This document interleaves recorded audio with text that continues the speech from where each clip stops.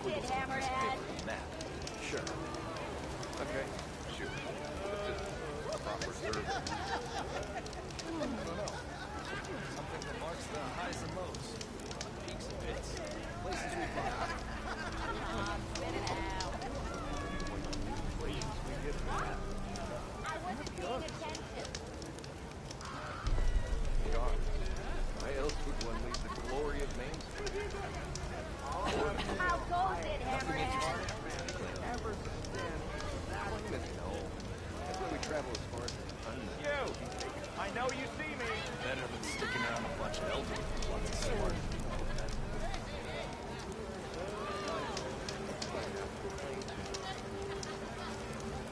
Don't let Petra hear you say that. She'll hammer your head on your mind. So there's an Oseram hammers metal in an empty forge. Just to make it sound. Gearing up for some work, I see.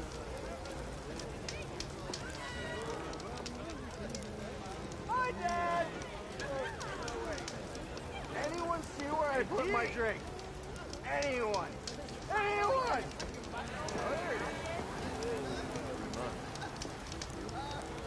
Almost ready to go? Last time I was back, he'd already started walking. And I Not missed him. again. Ignoring me again? There you are. You ever wonder if Oh, this is worth hi. it? Missing these moments over a few Am I shards. wrong? Yeah. shards of life.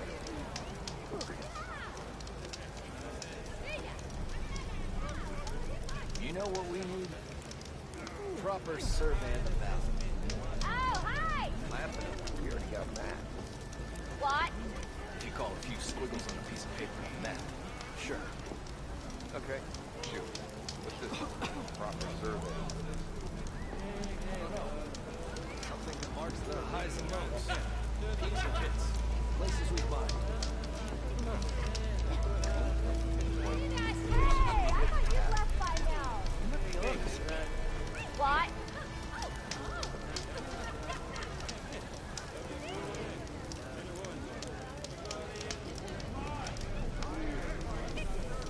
Yeah, you. Look at you. Or, last time I was back, he'd already started walking, and I missed him.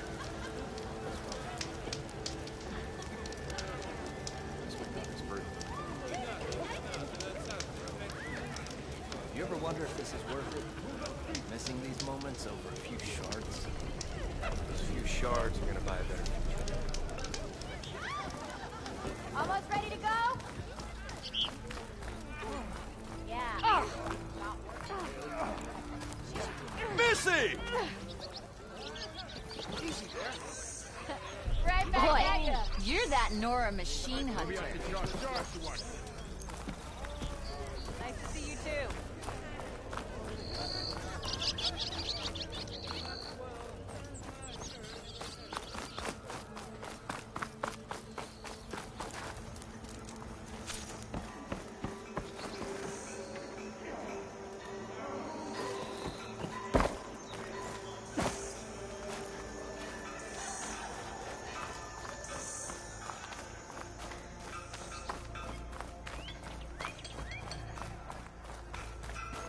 You're not supposed to be working. I'm not working. I'm tinkering. Same thing. What you looking at?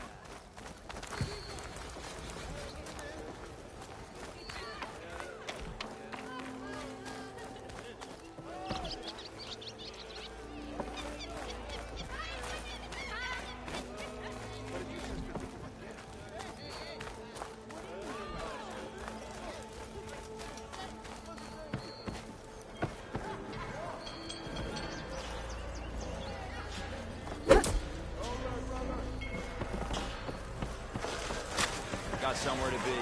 Sorry.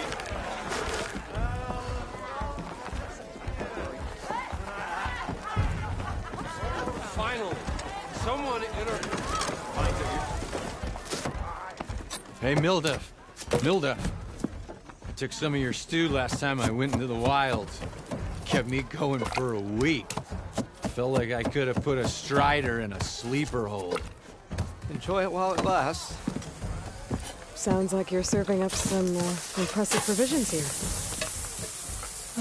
Not again. You can have the discount too, but you'll have to come back later. I think you have me confused with someone else. Olvin didn't send you? No. Oh, my apologies. It's just that his minions won't stop pestering me. Now I've even worn out my special grill. Since I'm in the midst of a crisis, perhaps you could skip to what it is you wanted? Some of your food? Of course.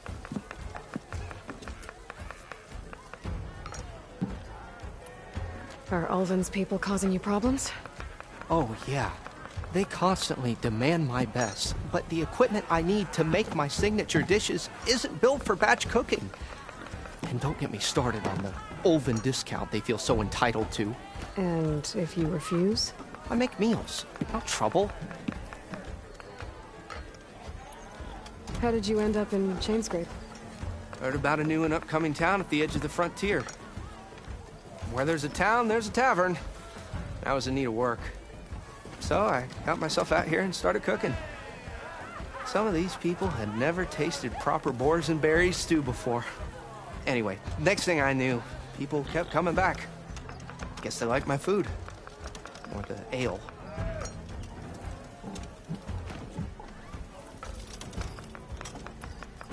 Your last customer mentioned your cooking really kept him going out in the wild. Where I'm headed, I could use some of that. I would be happy to oblige, especially since you have the decency to ask pleasantly. But my special groove griddle is no more. Without it, I can't cook any of my signature dishes.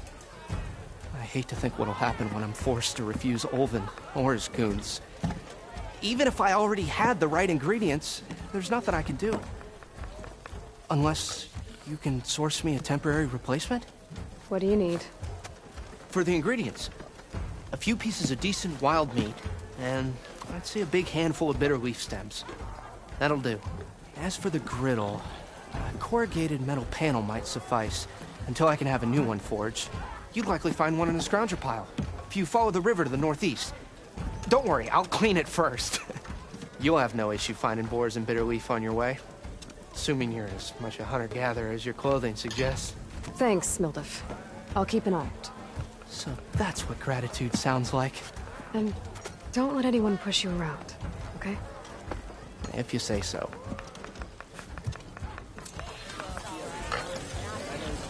Already got enough bitter leaf. Just need to hunt for some wild meat and grab a metal panel from a scrounger pile. Savior! Over here!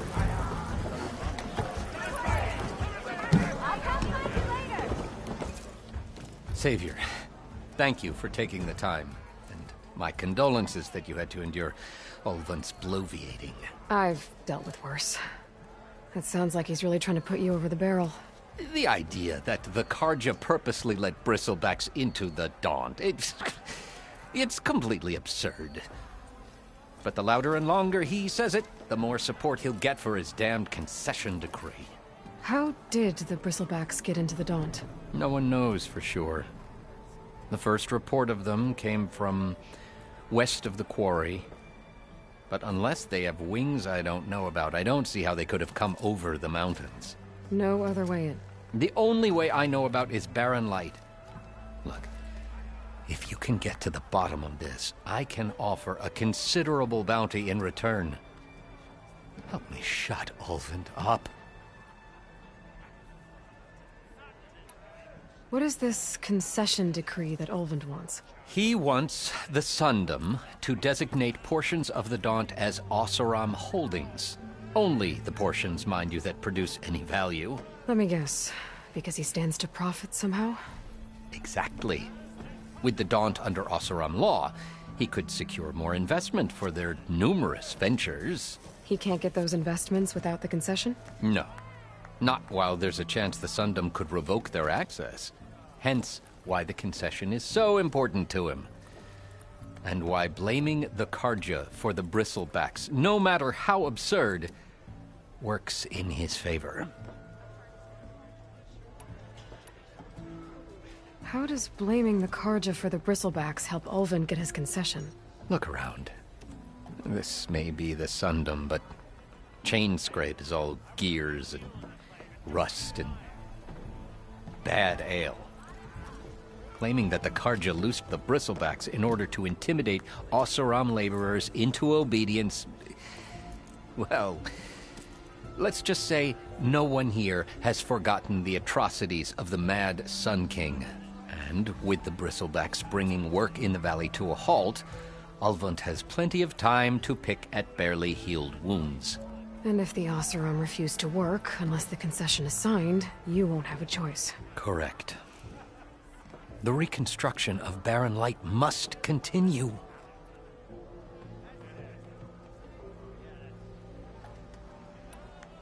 How did you get stuck out here? I asked for the posting, believe it or not. Overseeing the entire valley on behalf of the Sun King? It was an honor. Is an honor, I mean. But your job would be a lot easier without someone like Ulvund blasting hot air all the time? Ulvund's not going anywhere. He's been around longer than I have. Even fancies himself the founder of Chainscrape.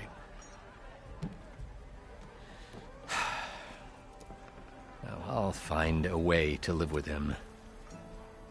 I have to.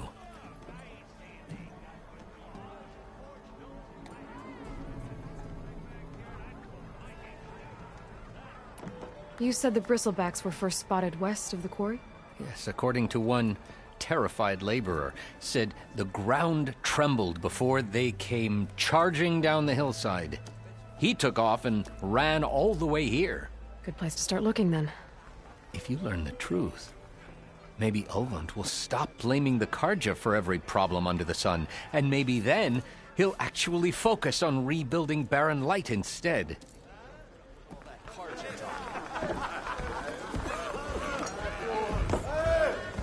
Yes, something else?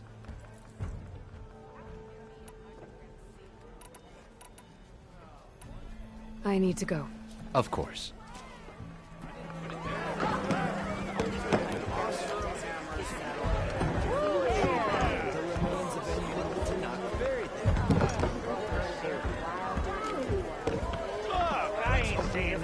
Good cause. Forge knows if I had bristlebacks in my backyard, I'd close my gates too. Flame! As hammer strikes steel! I did one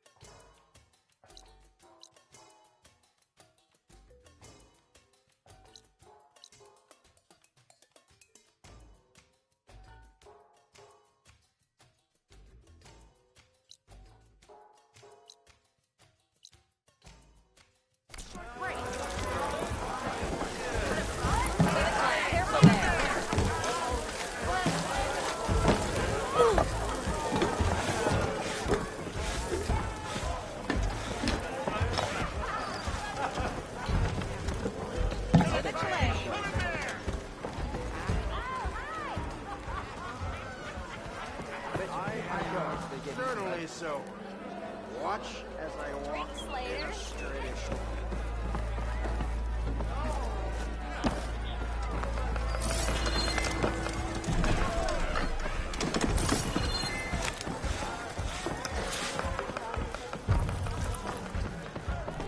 Hey, Lloyd. It's a Tanaka Change your game. mind about that brew? Any tribe can enjoy it.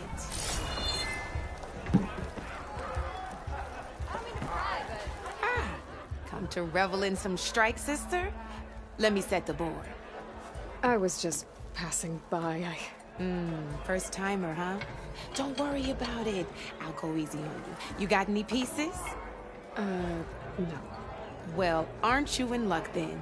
I got an extra set, a Tanakh original straight out of the Forbidden West. Sit. I'll run you through it in a hot spark. I'll give you something special if you win it on my boards, too.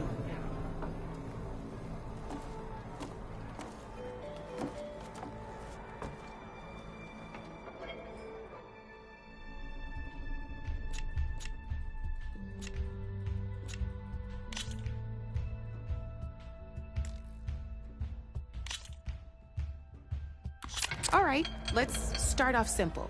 The Tanakh like to say that Machine Strike is a game of pure strategy. We each get a set of pieces. Each piece represents a kind of machine, and each machine is worth a different number of victory points. And to win the game, you'll need to gain 7 victory points by destroying the opponent's machines. So we use these notes to keep track of them. You see that number on the top right corner?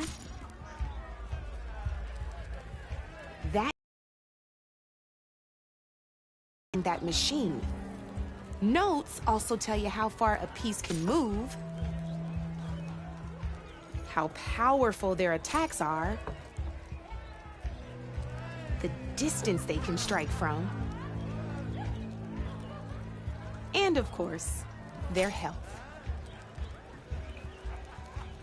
Okay, that's enough for now. Let's just play. I'll explain the rest as we go. I own the board, so I get to choose who goes first. Since this is your first time, I'll let you go. Usually you get to choose which pieces to set on the board, but this will do for now. Pick up that machine piece to your right, and move it forward.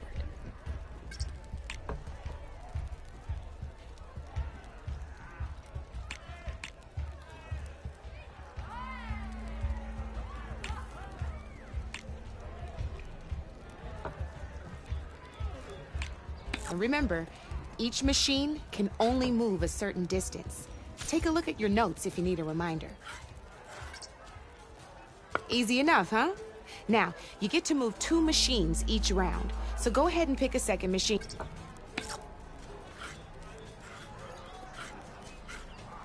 Perfect. There's not much else to do for now, so just end your turn. We're forging onwards. Let me move my pieces here. And we're back to you. This time, why don't you try attacking one of my pieces? Try with that machine on your right first. Now move the piece close enough to attack one of my machines. When performing an attack, you'll be testing your machine's combat power against the opponent's. A machine's combat power is a combination of the terrain your machine is standing on and its own attack power. This board only has grassland terrain, which has no effect on a machine's combat power. And your current machine has 2 points of attack power. So in total, your machine's combat power equals 2 points. Since my machine isn't the one attacking, it has 0 points of attack power. And just like your machine, it's not affected by grassland terrain. So right now, the difference in combat power between the 2 machines is 2 points. This means your machine can do 2 points of damage to my machine. Did you get all that?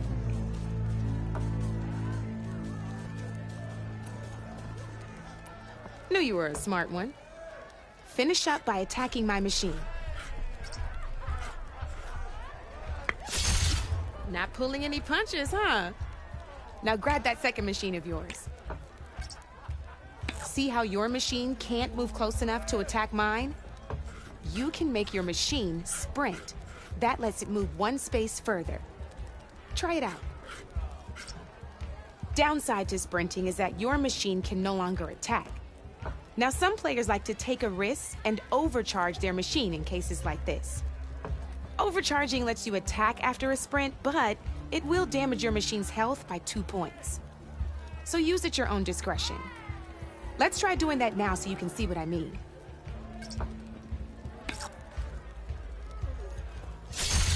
That's about it for your turn, then.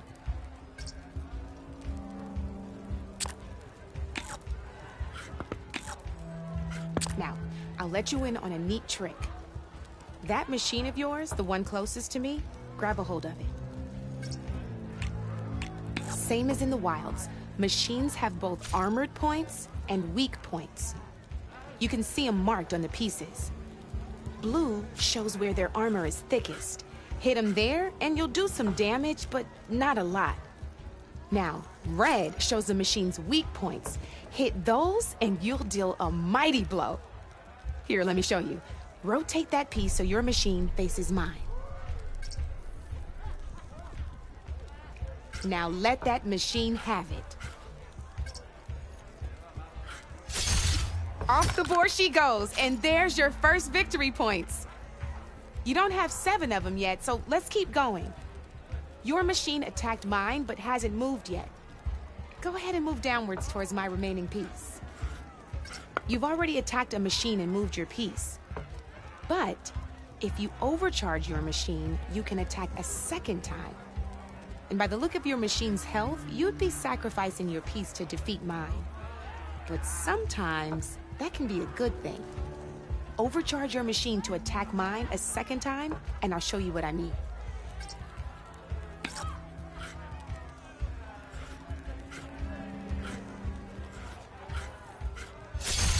Ain't that a thrill?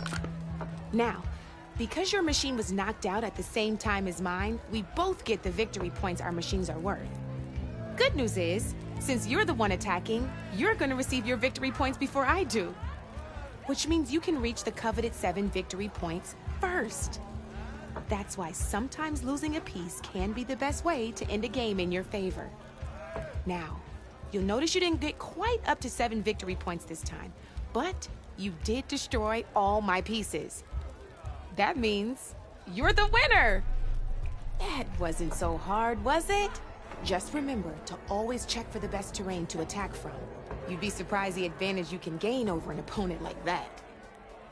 I know it saved my behind in a game or 2. I'll try and remember that. Oh, before I forget, these are all my spare pieces. I want the Savior of Meridian to have them. It's a small set to be sure, but it should be enough to get you in on any strike games you find out there. You might even fancy looking out for them strike carvers. They've got all kinds of unique pieces that can turn a game in your favor, though they'll need the right materials to craft you one. Or you might find them in the wilds if you're lucky. I know I've lost my fair share of pieces after a night of machine hunting or brew hopping. No need to thank me. Always a pleasure to help out new strike players.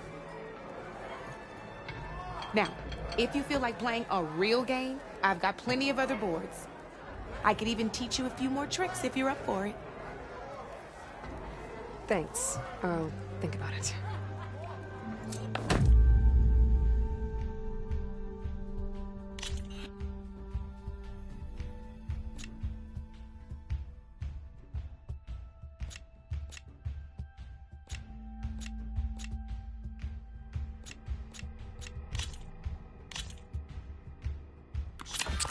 I knew I'd make a strike player out of you yet.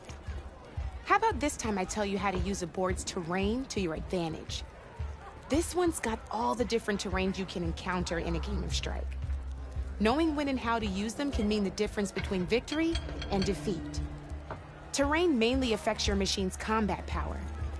As you know, when fighting an opponent's machine, you compare its combat power to yours. The higher your machine's combat power, the more damage you can do. So finding the right terrain is an essential strategy for overpowering your opponent. Here, I'll show you. Grab that piece to your left and move to attack my machines. Now let's take combat power is the sum of a machine's attack power and the value of the terrain it's standing on. Since your machine is attacking, it's using its 2 points of attack power. It's also standing on forest terrain with a value of 1 point. Add those together and your machine has 3 points of combat power. My machine is standing on grassland terrain with a value of 0 points. It's also not attacking, which means their attack points aren't in play. So my combat power is 0. This means your machine can do 3 points of damage. Go ahead and test it out. There you go. Now, choosing the right terrain doesn't just improve your offense. It can also help defend your machines from attack. Grab your other piece and place it in front of my second. Since it's standing on grassland terrain, this terrain has a value of 0. This means your machine's combat power adds up to 2 points.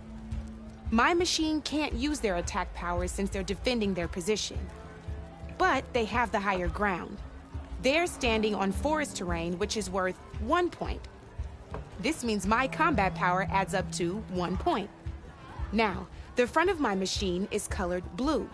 This means that the spot you're about to attack has armor protecting it, which means my machine gets an extra point, giving it a total of 2 combat power points. If we compare the combat power of both machines, you'll see that you won't be able to do any damage. Whenever you're unable to top an opponent's combat power, you can still choose to attack and break their machine's defenses instead. Go ahead, try it out and see what happens. See? When you break a machine's defenses, you can knock it backwards. Sure, both our machines will receive 1 point of damage, but knocking my machine off that terrain makes it more vulnerable to attacks. Not only that, if my machine had been blocked from moving backwards, it would have received an extra point of damage. And if my machine had been blocked by another one of my pieces, that machine would have received damage as well. That's why breaking a machine's defenses is a great way to deal damage to several pieces at once. Useful, right? Okay, now go ahead and end your turn. There's still one more thing I want to show you. All right, as we've seen, the higher the terrain, the more it'll add to your machine's combat power. However, there are 2 other terrains that work a little differently. This is what we call a chasm. Only flying machines can be placed on those. But it'll take away 2 combat points if you do, so be wary. This is marsh terrain. Landing on it will take away 1 combat power point from most machines. It'll also keep your machine from moving for the rest of the turn. Here, let me show you. Grab that machine on your left. See? All you can do now is wait for your next turn to move again. Or you can overcharge your machine to get out of there. You can still attack any nearby enemies so you're not completely helpless.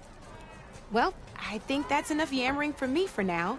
Promise it'll all come in handy next time you play.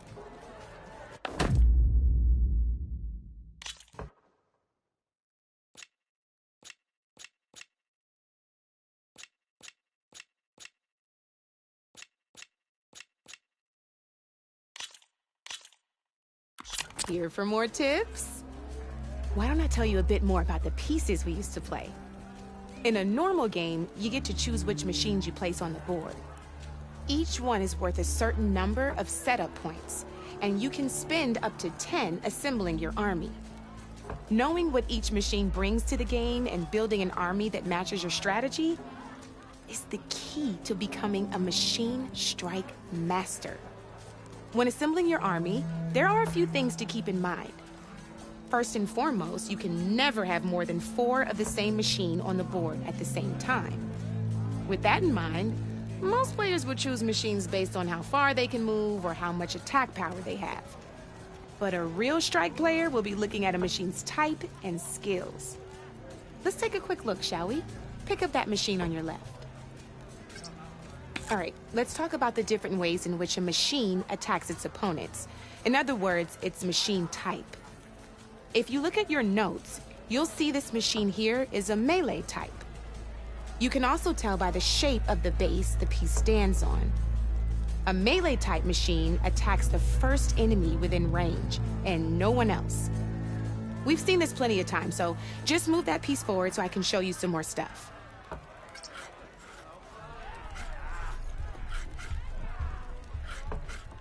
Great, now grab your other machine.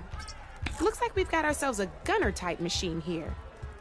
This means they'll only hit the farthest enemy in their attack range. Let's move that machine forward and end your turn so we can take a look at the rest of the pieces.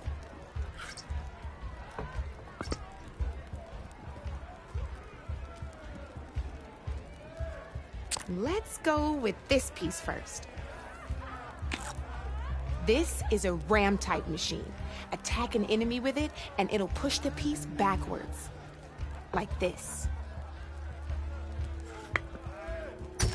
See, now my machine has taken over your machine's spot on the board. This is a great way to take the advantage away from your opponent if they have the higher ground. Looks like we have one more piece to look at.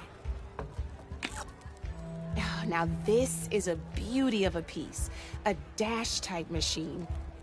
When it attacks, it'll move to the end of its attack range and damage every machine in its path, including your own. So make sure you take a good look at the board before you send it off to the races. You should also make sure it's able to finish its attack on an empty spot. Otherwise, you won't be able to attack at all. Here, I'll show you.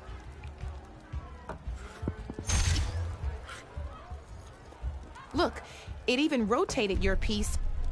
A nifty little piece you'll definitely want in your set. If you look at your notes, you'll notice this particular machine has one of the skills I mentioned before. There's quite a few of those, and we haven't even looked at all the machine types yet. But I'm pretty sure you've got more important things to do, so I made you a list. It's got all the tips and tricks we talked about, too. I think that about does it for now, so if you want to play a real game, just let me know.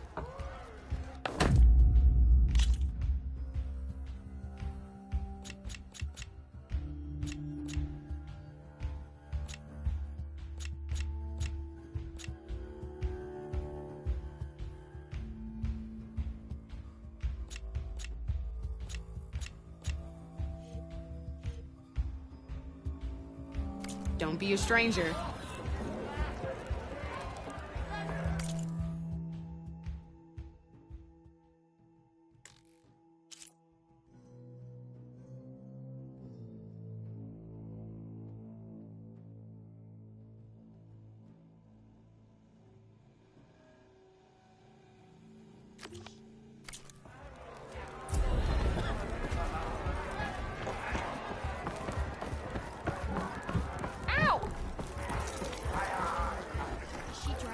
Come for that beer after all, eh? Here, sit down. Get a pint in her hand. Wasn't expecting you to swing by. Since when do I do what's expected? Ha! There's that spark. Fire and spit. Fire and spit.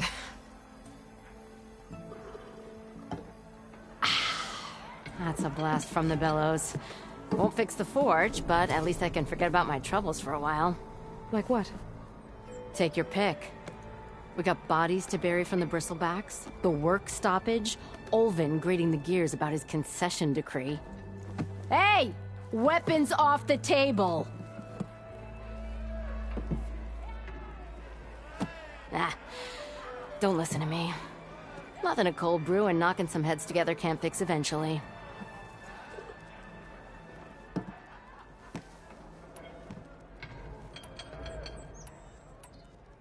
So the bristlebacks in the Daunt.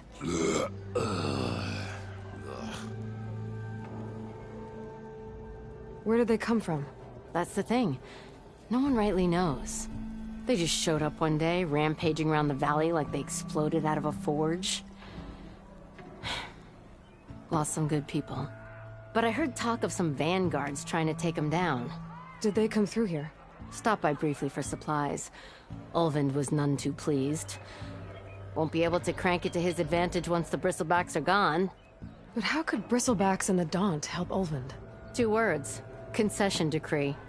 Since no one knows where the Bristlebacks came from, Ulvund has taken to blaming the Karja for him. He's hoping to dig up enough old resentments to get a strike going until the concession's signed. This is just his latest attempt. He's been trying to rile up the workers since the day he rolled into town. And people actually believe him? Lots of folks suffered at the hands of the Mad King during the Red Raids. Give him half a reason, they'll blame the Karja for anything. Damn Karja slavers.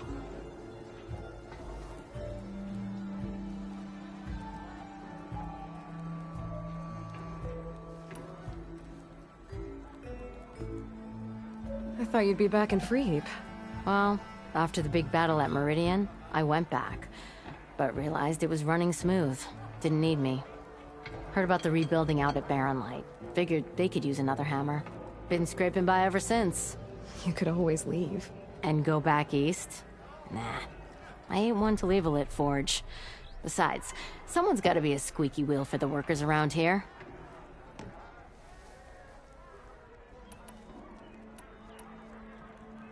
So about Ulvund. Around here, everything's about Ulvund. How'd he end up in charge? He got here early, like a squirrel smelling a fat nut. He knew rebuilding Barren Light would need stone and timber. So he jangled purses all over Mainspring, getting investors to front claims on anything in the Daunt that might be worth a damn. Thing is, all the bankers back home know that this is Karja land, and the Sun King can revoke those claims at any time. That's why he's desperate for the magistrate to sign off on a concession decree. This concession decree, what is it exactly? And how would it help Ulvund? It's pig diddle, that's what. A writ that would put all Osram claims in the Daunt under Osram law, even though they're on Karja land. It would mean that any existing ore, stone, and timber claims couldn't be revoked by the Karja. No more risk, no more hesitation for investors back in the claim to pour in the shards and expand their business. And since Ulvund has a stake in all those claims, it would make him richer than a scrapper in a junk heap. Not to mention Chainscrape would become an Osram municipality, so he could buy enough votes to call himself an Elderman. He's a sly old badger, I'll give him that. Figures if he keeps up the pressure, eventually the magistrate will sign. Well, I have to be going. Thanks for the drink, Petra. I'm glad I stopped by. Anytime, Flamehair.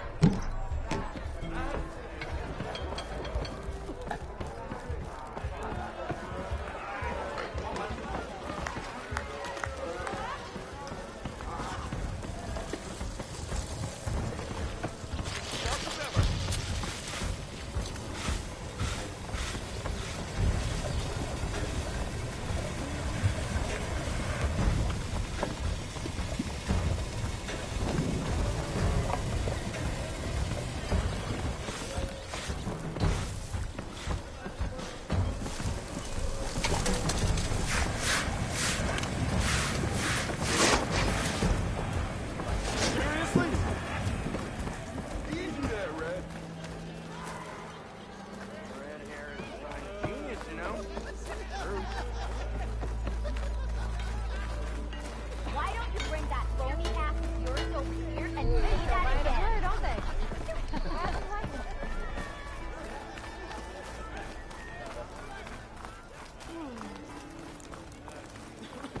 Huh?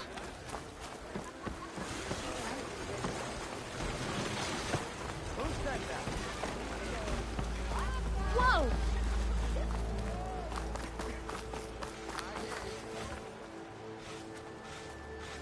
Do I look like I know what a Laura? I know you see me.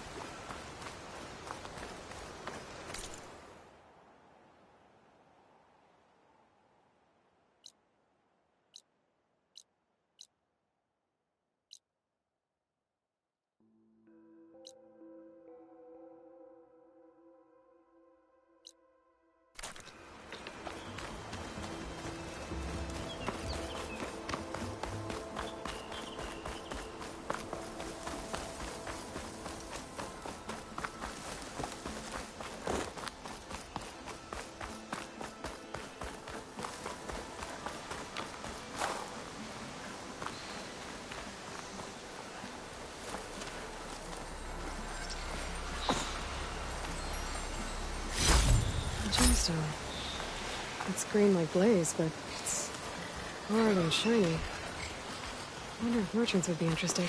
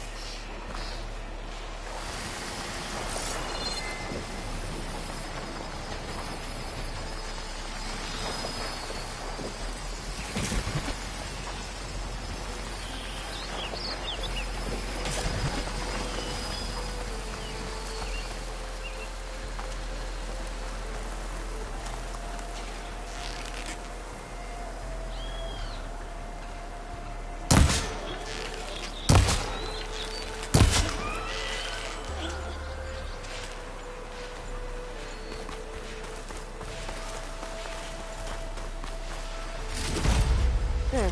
That should be enough wild meat for Mildev.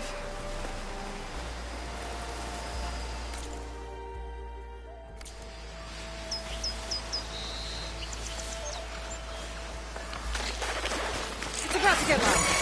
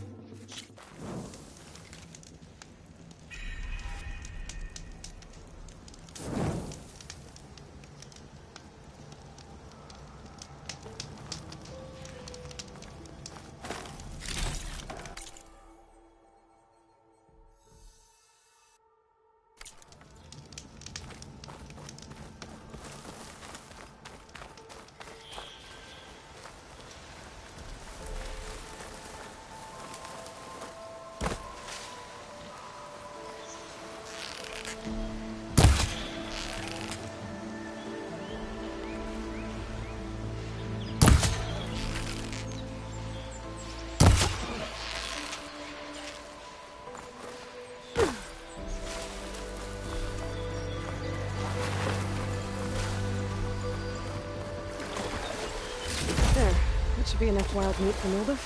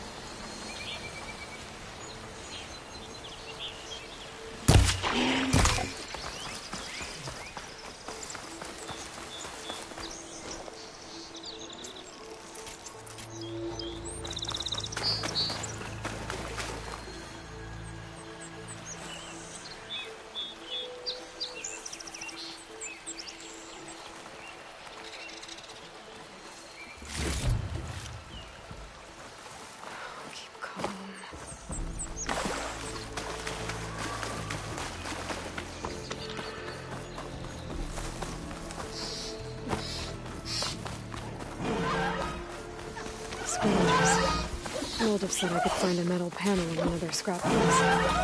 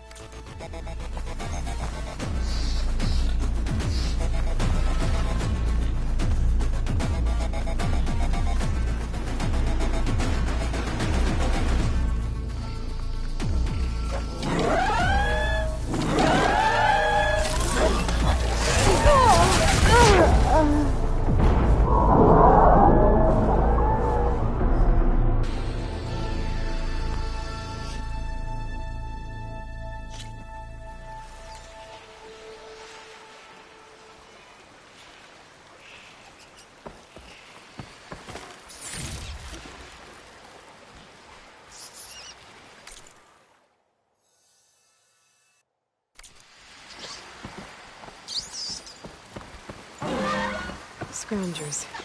Mildev said I could find a metal panel in one of their scrap piles.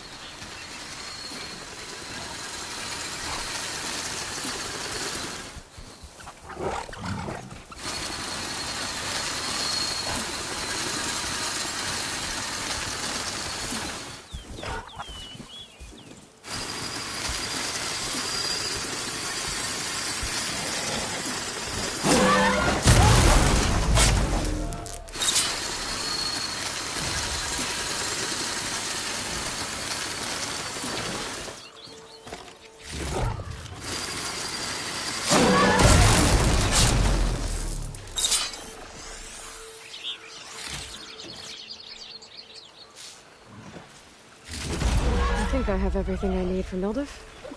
Good thing, too. I could use a decent meal.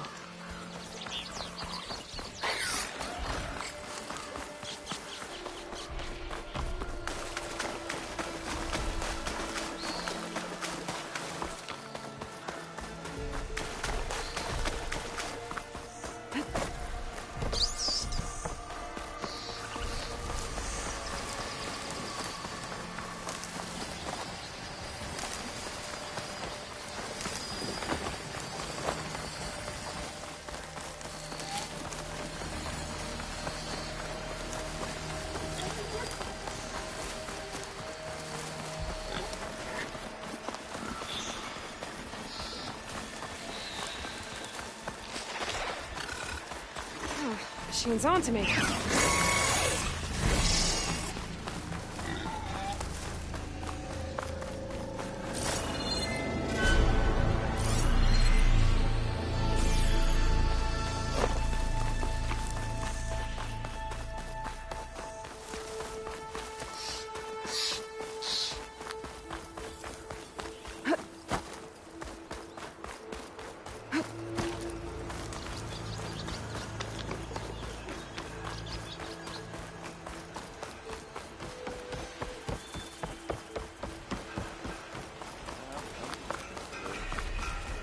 You're welcome out there. Never met a beer I didn't work.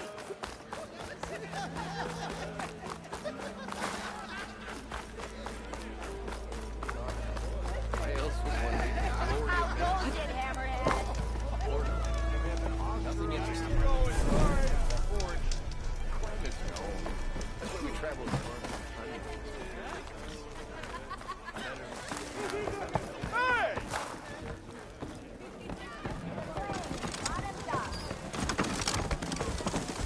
Ah, there you are.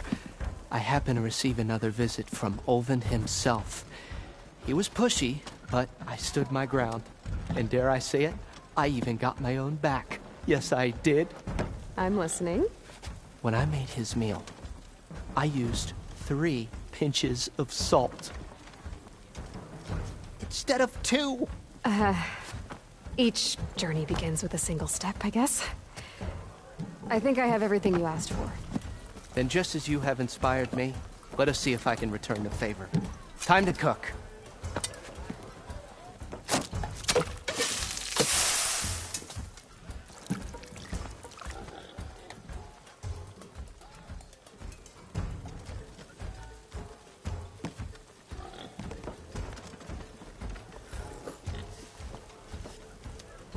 Wow. Mildef, that was inspired. Next time you want the best provisions, you know where to find me. Your next order of any dish will be on the house. Thanks. And don't forget to stand up for yourself. Funny you should say that. As it happens, I'm already cooking up my next portion of resistance. Hope to see you again.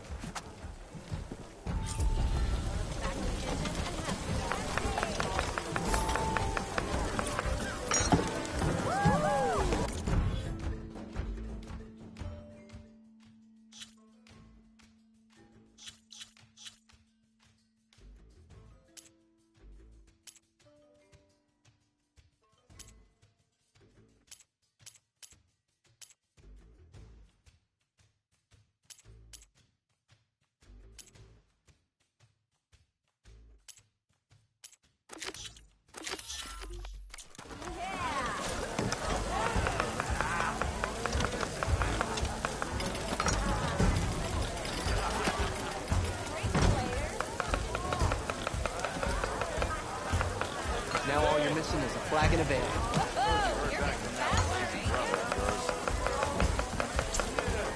It might be a good idea to stock up on some food before I head back out. And see what else Mildef's cooking up. Back for that free meal? Go on, peruse my menu.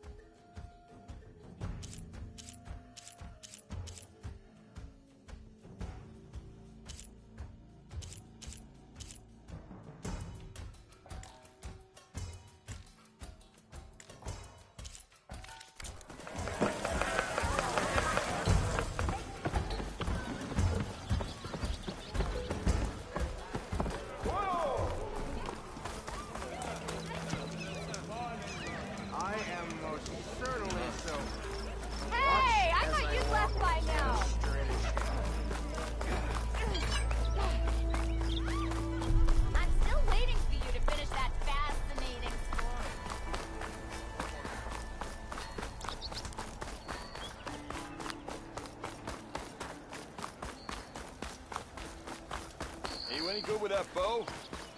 You plan on strolling through the ground? Help! It's after me! That bristleback's gonna run him down.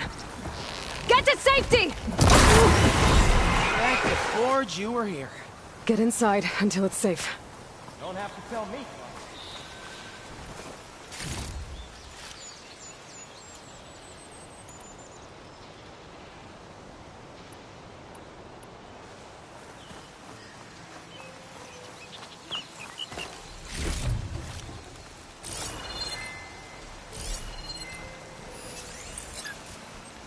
Shut that machine down quick with shock ammo.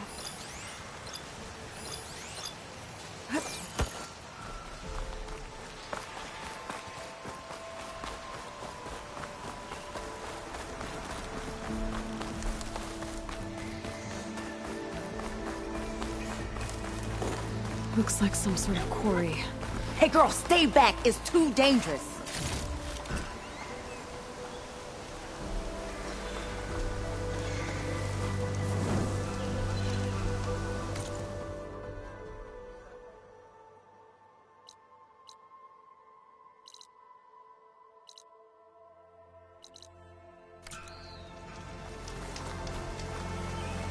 You picked the wrong day for sightseeing. Ain't safe in there. Machines will kill you. Damn bristlebacks came out of nowhere.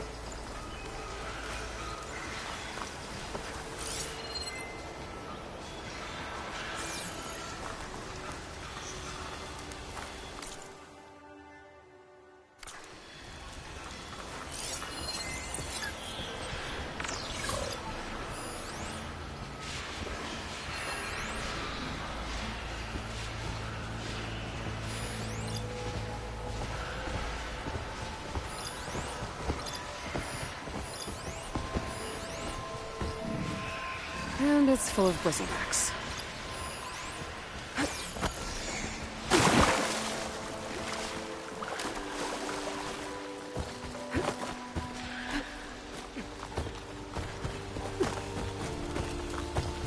I can't ignore that machine. Look.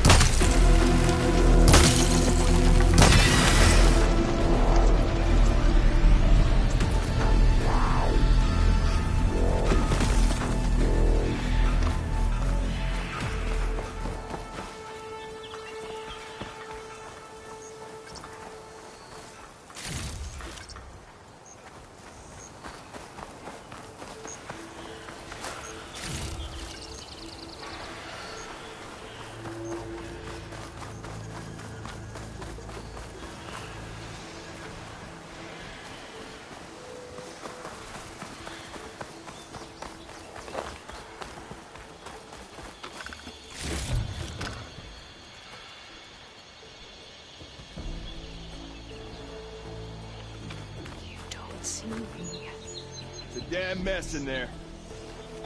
Only a fool would stick a foot in that quarry now.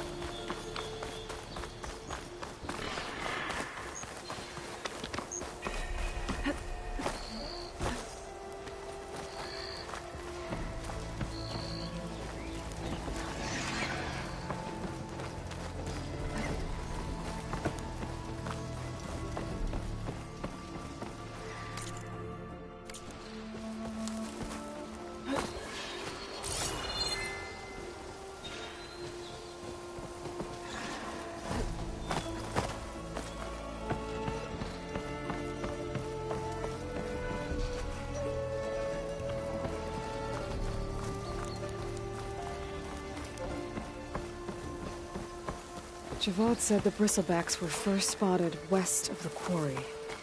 I should see if there's anything in the back of the valley.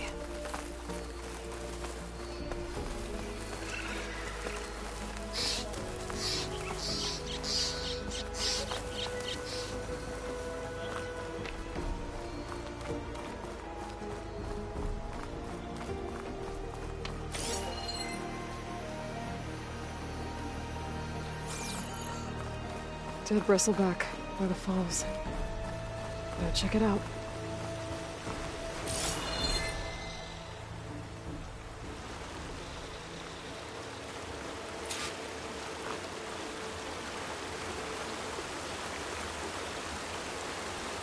Looks like it died on impact. Maybe it charged off the cliff up there. I better keep following the trail up.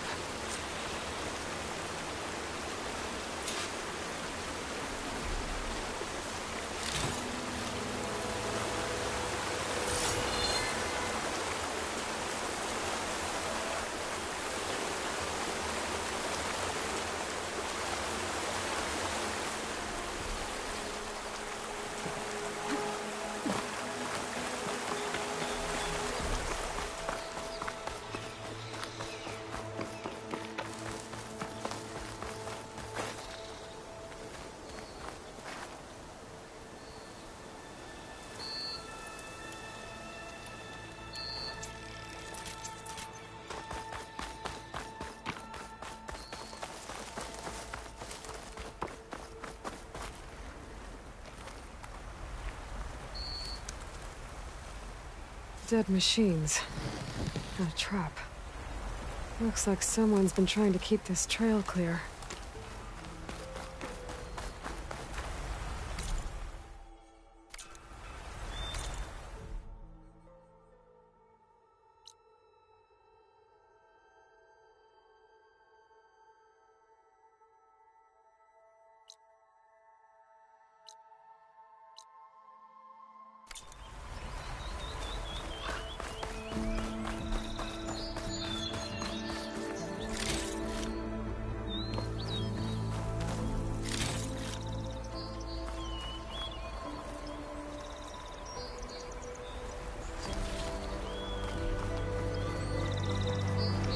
To let this stain my hands.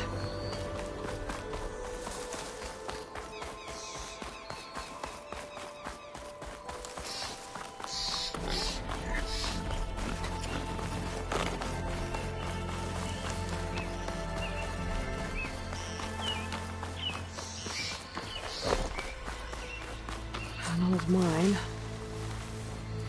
And a lot of broken trees. It's like a stampede went through. Is this where the bristlebacks came from? But how? Unless this cave leads out of the Daunt.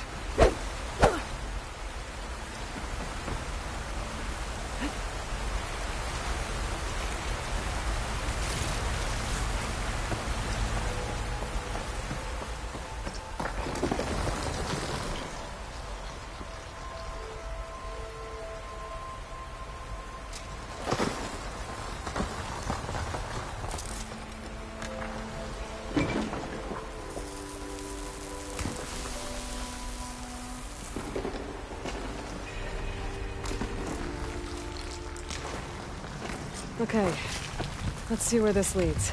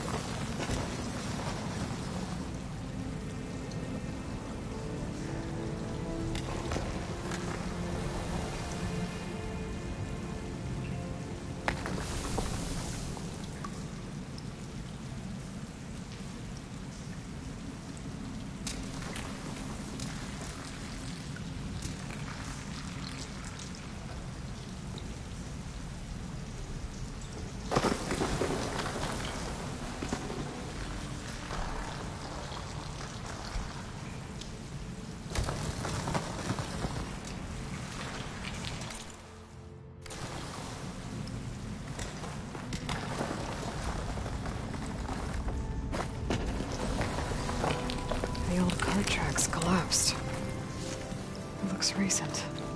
Guess I'm not going that way.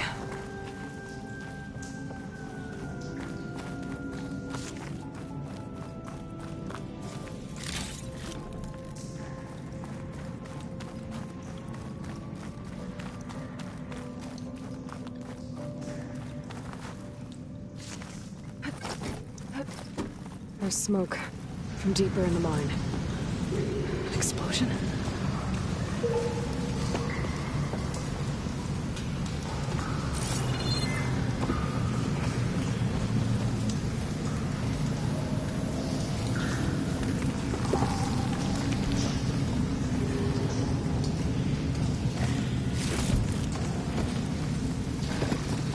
Bristlebacks.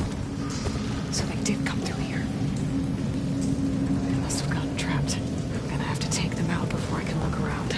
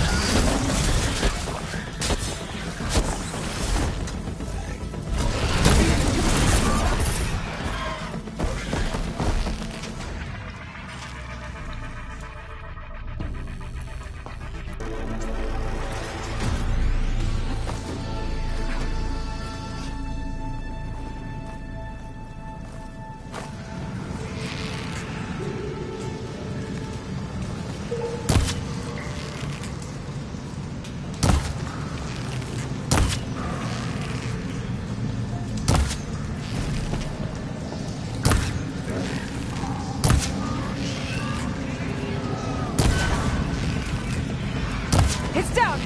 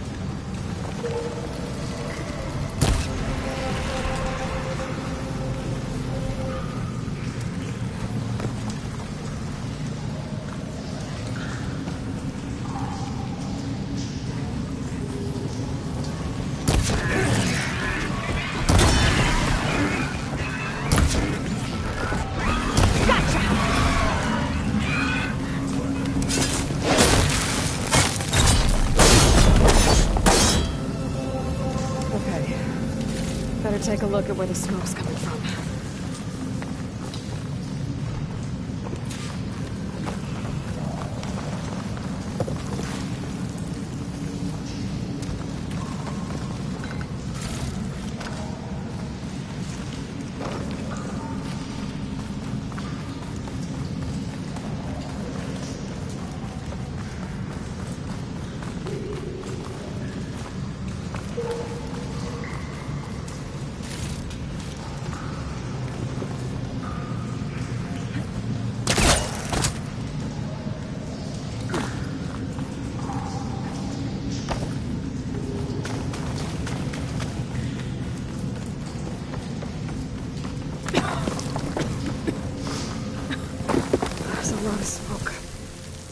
Looks like the mine runs pretty far back. There's a blaze here to blast a mountain open. And there's a note on one of the barrels.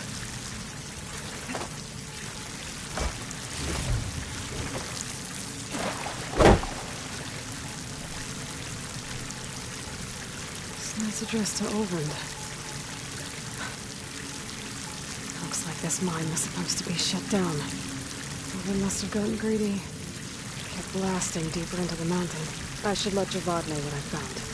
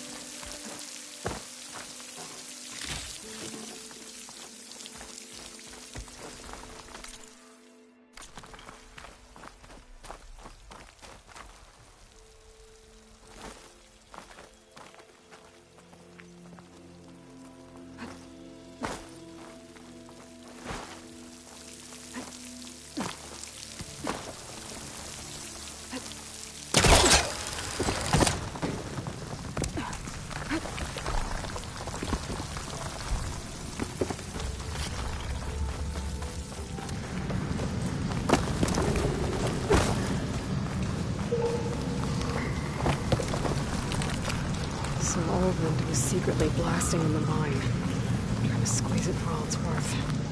Until Bristleback stampeded through. Maybe the explosions blew a way open? But from where?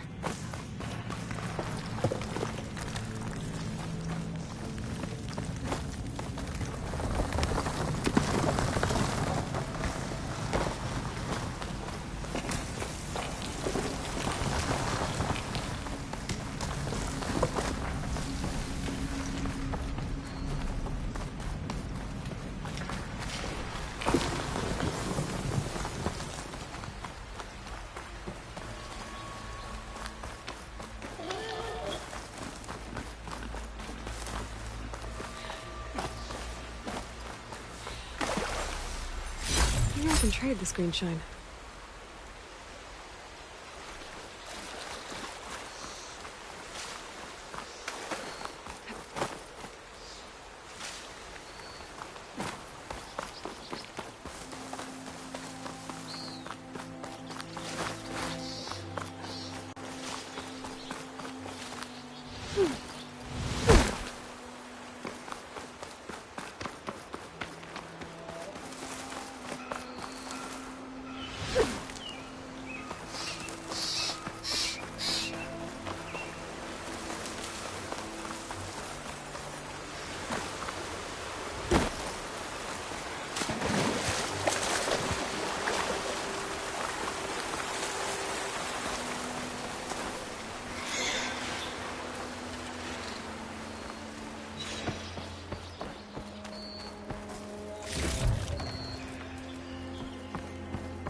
I've learned to override machines and clothes and before.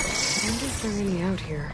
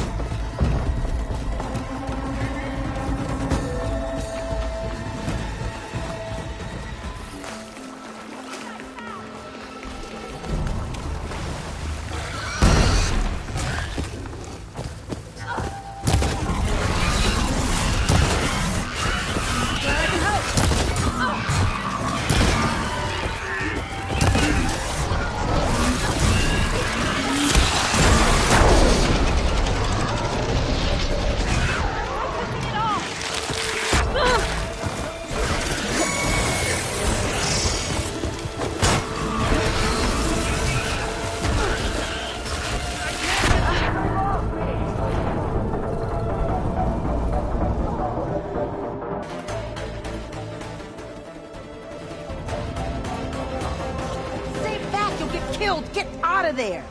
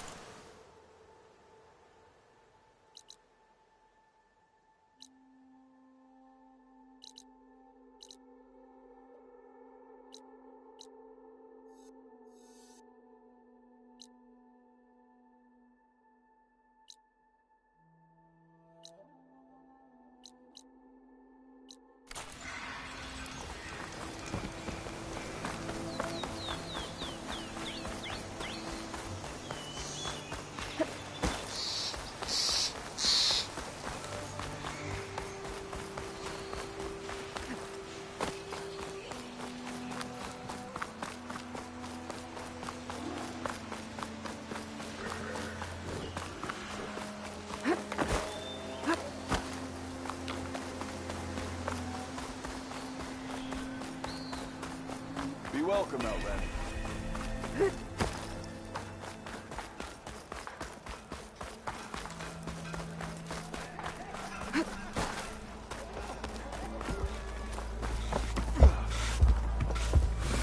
Easy there, Red.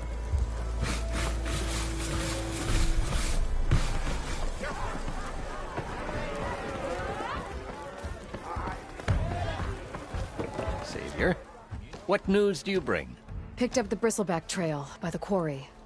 Looks like they stampeded out of a mine at the back of the valley. The mine? How could a herd of bristlebacks come from there? I'm not sure, but Ulvin's workers were using explosives to tap the tunnels inside. For the love of Dawn, I told him it wasn't worth the risk. Those tunnels, they run for miles underground, even beyond the Daunt. No, you don't think... That Ulvin's blasting opened up a passage from the other side? Perhaps. Yes, perhaps. If this is true, we need confirmation. An inquiry. So thorough, so irrefutable, endorsed by the Savior. All right, I'll keep looking.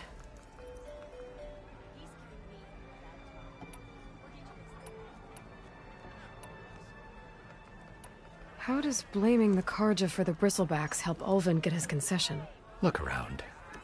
This may be the Sundom, but Chainscrape is all gears and rust and bad ale. Claiming that the Karja loosed the bristlebacks in order to intimidate Oseram laborers into obedience. Well, let's just say no one here has forgotten the atrocities of the Mad Sun King. And with the bristlebacks bringing work in the valley to a halt, Ulvund has plenty of time to pick at barely healed wounds. And if the Oseram refuse to work, unless the concession is signed, you won't have a choice. Correct. The reconstruction of Barren Light must continue.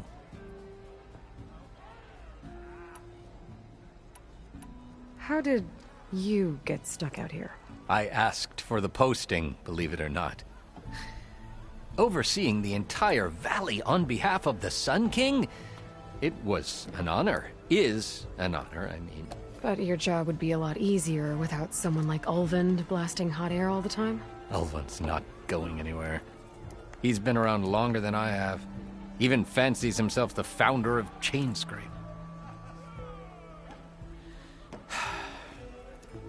Well, I'll find a way to live with him. I have to. I need to go. Of course.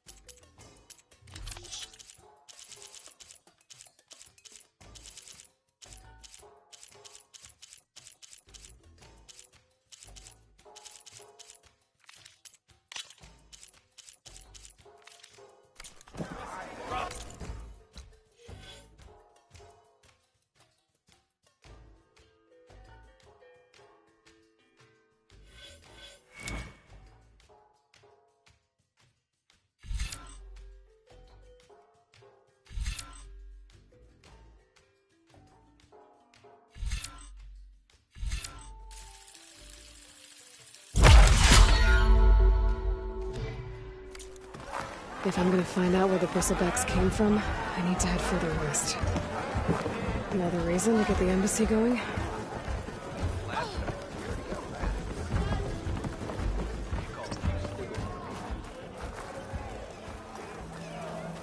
Who said that?